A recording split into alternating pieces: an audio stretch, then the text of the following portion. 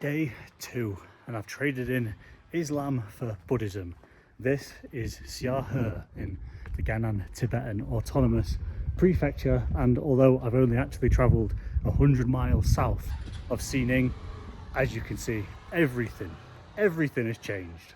And while the town itself is defo worth a look, the main event is undoubtedly, well, all of this. Labrang Monastery. This is said to be the single most significant Tibetan Buddhist monastery anywhere in the world outside of Tibet, and while it might not be geographically in Tibet itself, culturally it's identical. This is as close as you're going to get without getting a super expensive permit, a mandatory guide, all of that stuff. And by the way, it's not just one single point of interest. It's like a town. It's absolutely massive. It's way bigger than I expected. Everywhere you turn down all these streets, you've got another prayer hall, a temple, a Buddhist residence, a college, all sorts going on. Something you might notice as we meander all these different alleyways, streets, look all the different buildings, is Buddhists always do laps of the important buildings, and that's something called circumambulation. Add that to your dictionary alongside syncretization from Xining. But importantly, you can only do that clockwise. It's a Buddhist ritual called the kora, and it's for a couple of reasons. I think part of it is the right side of your body is the side of dignity and respect, so you should always keep sacred buildings and sacred things on your right as you walk past them. It's also to do with the natural order of the cosmos, and basically every lap you do, every act of devotion is good for karma and generates spiritual merit. Only clockwise. I'm assuming all of these more basic looking buildings are the residences, the dormitories for the monks that live here, and there are streets and streets of them. There are loads, but not as many monks live here as they used to. I think about 100 years ago there was 4,000 or so that lived here, and then during the Cultural Revolution apparently they all got kicked out, got made to go and work back in their own villages, and then when they could move back in, I believe numbers were limited, so now apparently about 1,500 live here. And I've got to say, looking around the mountains, the peace and quiet, not a bad gig. By the way, I have realised how horrible my lips look. Look how dry they are. That's me, and it's probably a combination of, well, it's cold, dehydration maybe. I can't drink all day because it's Ramadan, so I've got to wait a few hours before I can drink anything. And probably the yapping. I'm doing a lot of yapping, but nothing I can do about it, I'm afraid. Oh, minging. Anyway, I'm trying to get to a place high enough to kind of demonstrate the scale of the place. I wonder if there's a hill we can walk up. I don't think this does it justice. I believe if we go up here, we can join the big kora that goes around the whole complex. Yeah, this looks promising. So this is the big one, the main lap. I think it's 3 kilometers long, so a lot of good karma for this one, and it might give us a decent vantage point for the scale of the complex. Let's see. I'll tell you what, these massive walls aren't particularly helping, but if I stick my phone over it, you can see from the left hand side the big white stupa, and everything you see here is all part of the complex. It goes some way to showing how big it is. Somewhere amongst all of this, there are 6 monastic colleges, all different subjects. There are 18 main prayer halls. There are 60,000 religious documents. There are debating squares. There are obviously the residences, space for a few thousand monks. It's a big one. It's a big one. Now then, and on the outside of it all, there are 1,700 prayer wheels. These spinny things, and if you don't know what they have loads of mantras written on them, and spinning them is the same as reciting everything that's inside them, so it's really good. It's like bonus points for karma. Again, part of a really important ritual for the Buddhists, and look at them, they go on for what feels like miles. And while you navigate the circle, the prayer wheels, people either walk past and spin them, or they stop and pray, or some people even move and pray while they're doing the lap. Right, so while I take a short break from the yomp, and also before I continue with more information about why this place is so important, I just want to pause for a second and acknowledge the fact that I woke up this morning in one of China's most significant Muslim cities with some of the strongest influence anywhere in the country. And by early afternoon, I was here, which is one of the most important Tibetan Buddhist sites in the world. within 100 miles. I mean, it did take 5 hours because it was a really windy mountainy road, which is uncharacteristic for China. Normally you go everywhere really quickly and comfortably in a straight line, but it was a really cool journey anyway. And anyway, it brought me here, 100 miles from super Muslim to super Tibetan in the same day. That is unrivaled diversity for a tourist. I've said this before about China. What a phenomenal country. As I've continued the loop, I've spotted this massive staircase, which, is it going to be high enough to have a view over the complex? I hope so. I don't want to be going up there as thirsty as I am in vain.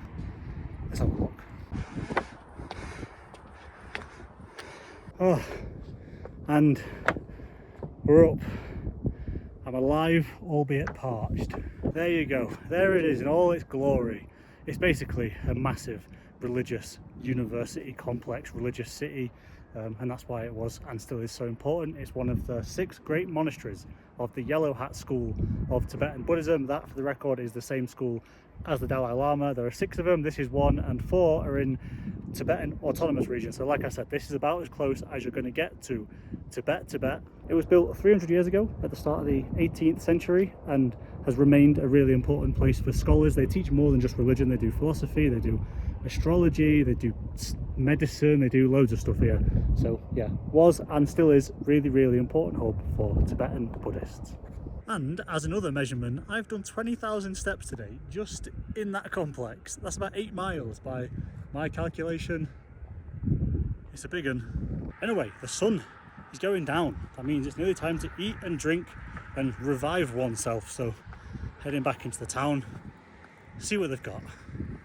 And so this is pretty much what the town itself looks like, Xiahe. It's still pretty monk related overall. There's not that many people live here outside the monastery, but there's a few shops either being used by the monks or even ran by the monks. This one selling robes, prayer beads and all sorts, and this is a shot I took earlier to see what it looks like in the middle of a day. But it was time to scran, and I ended up picking this restaurant for no reason other than it was open and it had pictures to point at and order, which makes my life a bit easier. And before you tell me this is normal Chinese food and not very Tibetan, there's a monk sat in here, so how about that? Anyway, this is what I ended up with. Beef, rice, vegetables and a whole plate of bao buns that was not supposed to be as big as that. I thought I was ordering one and I got a plate full, but anyway, beef and rice, really can't go wrong. Phenomenal food once again. Everything I've had so far on this trip has been 10 out of 10. This continued the streak. What I will say is I was being watched a little bit by the restaurant staff and they were kind of signalling to use this sauce stuff. So I put some in a little dish. Wasn't sure what it was. Maybe it's soy sauce, maybe it's some kind of vinegar. Don't know. Anyway, tried the bao bun. If you've had these before, you'll know they're like puffy, filling, satisfying. In this case, filled with vegetables. Dunked it into the sauce and not gonna lie, couldn't really taste much of a difference, so still pretty good, but there is no way a single man is gonna finish that portion of bao buns. Back to the beef and rice, yeah, just unbeatable, really unbeatable cuisine. Maybe this is Tibetan. It feels pretty normal mainland Chinese to me, but I'm not going to complain after a day like today. Finished off the rice, did not finish off the bao buns. Cost about £2 this meal. Yep, once again, 10 out of 10. Feast accomplished. I'm back in the game. Now I'm off to sleep for 1,000 hours and then we go again.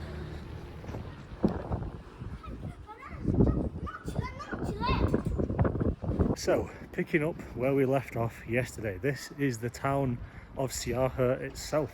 As you can see, very quiet place, not a lot going on. It's a town that was built around the monastery, not the other way around, and so we're not far from the monastery itself. It's basically a strip surrounded by, you know, a few residential areas, a few shopping bits, but the population is only about 10 or 15,000, so yeah, very small place. It's really cold today, hence my additional layers. I think the sun is trying to come out, but it's freezing. We are high up in the mountains. This is about 10,000 feet above sea level. That's 3 kilometers-ish or 2 miles-ish above the sea. So high up, cold, and this is kind of what it looks like for people that don't live in the monastery. Although saying that, you will see a lot of monks that live in the monastery doing their shopping and walking about town as we mooch. There are people playing what I think is Go, the board game, dotted around, and of course there are still some Buddhist things in the town itself as well. And there's also this giant thing built in the middle of this big open square. No idea what it is, can't find any information on it. Presumably it's got something to do with Tibetan culture, but I can't tell you much more than that. Yeah, there are a lot of games of Go happening. I spy another one over here with a bigger crowd, and there's even a monk playing this one. Are you allowed to beat a monk at a board game? Is that good karma? I don't know. Does anyone happen to know what bird this is? It looks like some kind of duck or swan thing. I've never seen one that colour before. Any ideas? Ah, they've even got dogs apparently. Look at this. Now then. Oh, there's two of them. Easy. In my experience, it's really uncommon to have stray dogs in China. In fact, I don't think I've ever seen them anywhere I've been in the country. You do obviously get loads of them in nearby countries like Nepal, which also has a lot of Buddhism. I wonder if that's something to do with it. And while in a few ways it does feel culturally quite different to other parts of the country, there are still plenty of reminders that you are in fact in the People's Republic of China, complete with hammer and sickle. And even along the main strip, you don't go more than 100 feet without seeing a lot of national Chinese flags. But anyway, this is the centre, this is the main strip. The town itself is not especially significant or historic. It's, like I said, built mostly around the monastery, so has everything you need, but nothing much to write home about, except it offers quite a different view of life in China compared to other parts of the country. I'm just meandering some random alleyways, and look what I've found. I think that, chaps, is another mosque. Although navigating all these alleys in whatever part of the town I'm in, I cannot for the life of me find a way to get inside. It definitely is a mosque, but it's just kind of nestled in the middle of all this. I can just see it poking out the top, and then it's another dead end. I mean, I'm not going to spend all afternoon looking for this. We have unfinished business at the monastery, but there's got to be a way in. Oh, hold on. This guy looks like one of the Muslims that we saw in Xining, and he's walking the opposite direction. So maybe he's just left. Maybe it's this way. There it is. We've found it. Look at that. Complete with Arabic on the outside this time. Can we go in? It is a whopper. It's a big one, and it's in such a compact space that you can't get far enough away to get a proper look at it. This might be the coolest one of the lot, even though I wasn't expecting to find one in a Tibetan Buddhist town, but look at that. Marvellous. So I have managed to find some information on this. It was originally built 170 years ago by Hui Muslim traders who came here because they noticed it was becoming a bit of a hub, Xiahe, with the monastery and everything getting built around it. So they came from nearby Muslim places, and it was allowed to stay. They were allowed to settle and build one of these by the head of the monastery, the reincarnate Lama. And apparently they lived happily ever after, the Muslims and the Buddhists. And this, like the other mosques as we spoke about in Xining, for example, this has undergone a bit of refurbishment over the years. But yeah, look at it. Impossible to get a proper look at it from a distance, but marvellous. Just marvellous. Yeah, cool little side quest that. I genuinely had no idea that existed, so worth the search mission. Anyway, back to the monastery. We have unfinished business. I was about to express how bitterly cold it is, and it's actually just started snowing. It's really fine, so I don't know if you can see it, but it's chilly, really chilly. So, back at the monastery, need to complete the kora. If you remember, I only got halfway. I only got up to here, where I went up the stairs to get a view of the place, and then called it a day. So, need to carry on and do the rest of it, I guess, for karma, really. So, as we complete the rest of the lap, let's talk about the kora, because there are a few different ways you can do it. The kind of basic version is to walk the lap. The next level is to walk the lap while spinning the prayer wheels, and that is said to release the mantras written on the prayer wheels into the universe. You can also do that while saying the mantras out loud, which is what this lady is doing, if you can hear it.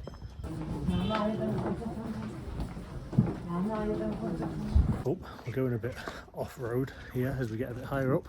It's also common for pilgrims to stop at certain points and perform what's called prostrations, which is where they pray like this, facing one of the sacred sites. This is normally repeated a lot of times, and also while repeating mantras. And then you've got the extremely mentally and physically challenging version, which is doing the kora using full body prostrations. This is where the pilgrim, well, it looks like this.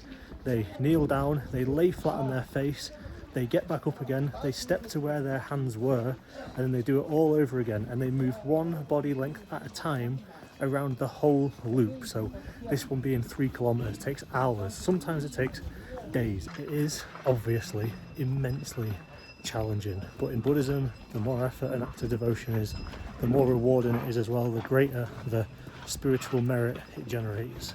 It's also a great act of humility, repeatedly surrendering ego physically by laying flat on the floor over and over again is what makes it such a powerful act of devotion. And as I'm just seeing here, apparently you can also do it sidestepping like this person, which must take even longer.